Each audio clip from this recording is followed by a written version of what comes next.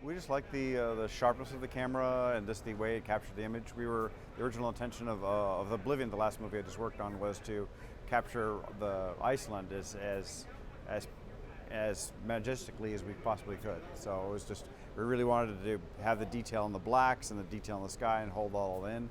And with the camera's, latitude, it really helped bring that forward.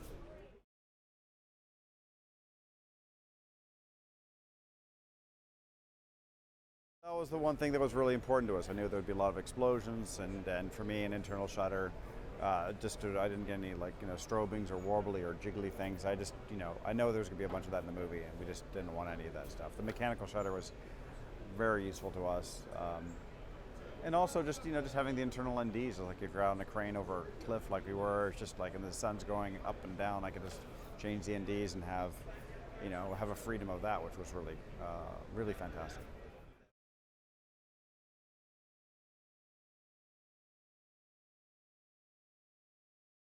It's just nice not having the non-rolling artifacts that I'm used to. So it was just nice to have just a clean, simple frame image, and just having this ASA. We have a couple scenes where there's a candle that people are lit and they're about 8 feet away from each other, and that one little candle could light the whole thing. And just amazing to be able to capture the candle that's itself really brightened in a beautiful way, but also have the two people on the ends, just have them being lit by this one little tiny source.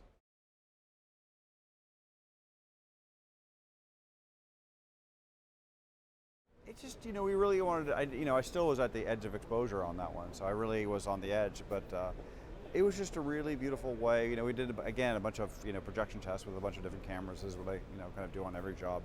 And the front projection really seemed to kind of come alive on the F65 for that project. And there's something very clean about the F65, which is this is a little bit of a sci-fi movie genre, and we just wanted the, kind of architectural kind of,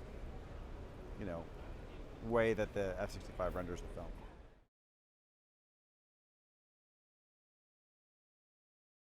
The color gamut definitely helped, especially during some of the explosions we had in the movie, to kind of, retain the fire that was kind of, in the extreme highlights, but also having the actor kind of, also being lit by the explosions or fire effects and stuff like that. So have all those were kind of basically huge color gamut and exposure range that we just had to kind of rein into one, and it just came across nicely.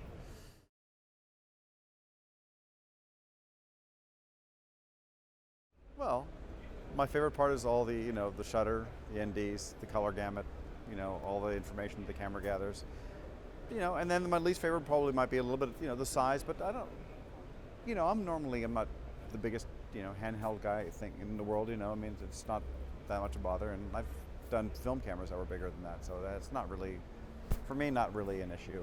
But I guess that would be it, really. I don't really have it, But if we want a small size, I guess now the F55 is available, so that kind of, that little small camera niche is kind of, now I mean, if I did a feature, I'd probably just have them both, for if you need to be small and in a corner, and then if you need to be big and on a crane or helicopters or whatever it is. I mean, that's F65 is great for that.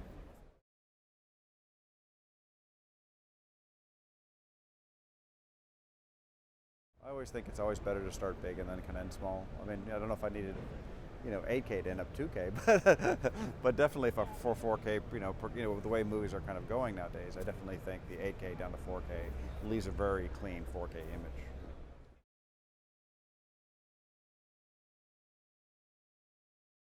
Fujinons are amazing. Fujinons are great. Very sharp.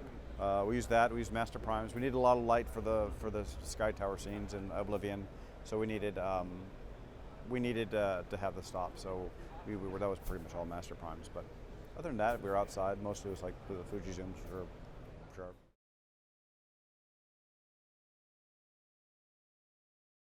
How the set was and all the projections kind of worked on the set was kind of, that was a pretty amazing place to be. I just you're in a set, you're in the clouds, it's just 500 feet of projection, and you're immersed in that environment, and just filming that around with our cameras, it was just people look and it's all in camera effects, and it's just, people will just go to the monitors and go like, wow, you're really there, and how connected we are to the space, and the how, years ago this wasn't possible.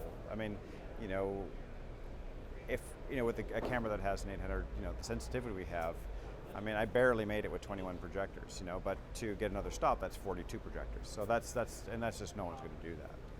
And also, that would be a really headache to get 42 projectors all talking the same language. But we had a headache enough with 21. But if somebody, you just kind of wish that people you could take and just go on that set and just be in that environment for 5 minutes, and it's just, everyone loved to be there.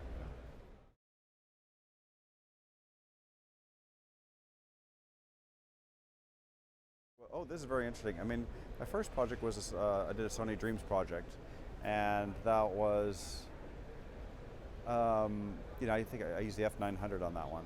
And what was amazing about that is, like, I've had some people like look at that project and then they wanted me to shoot digitally for them. Like, I actually say how it kind of worked. But anyway, it led to some future projects that I did, and I shot some early stuff with Venture did.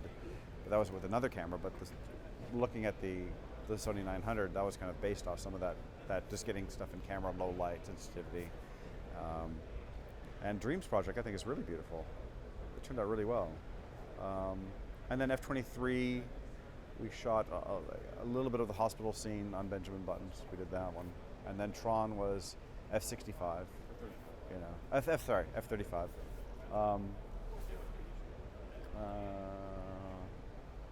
And that worked great. I mean, I don't know anything else to say about that. Of course, 65 for Oblivion. And 65 obviously for Oblivion.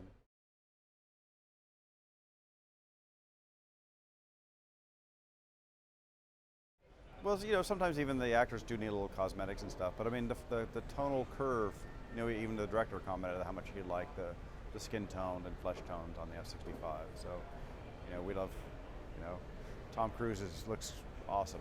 We were always worried about, like, sometimes would Tom be problematic with 4K rating, and he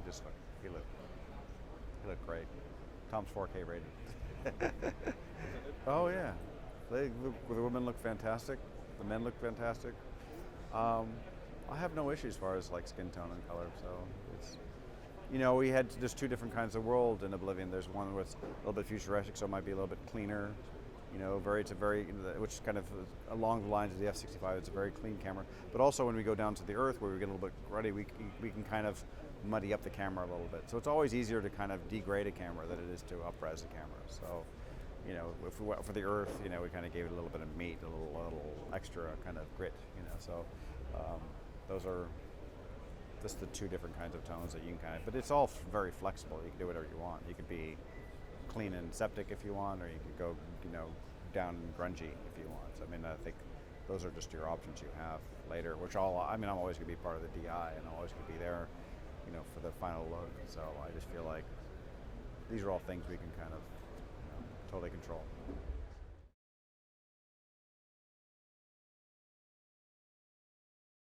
Even our actor was pretty amazed about, like, he's coming down the shaft of light, and that was a pretty big exposure. And then he kind of comes around into the set library. It was a massive set that the guys built, a couple 100 feet long. And basically, the rest of that space was pretty much lit with that flashlight and a couple little strategically placed little white bounces around. And Tom just kind of hit a couple of them. But, and even Tom was going like wow, flashlight. Like this whole massive, 200-foot set. And it was,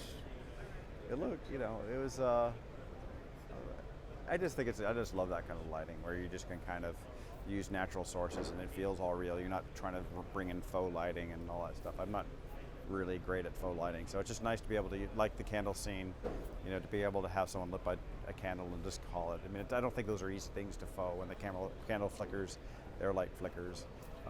When the flashlight, obviously, when you see it moves around, there's a real interaction with it.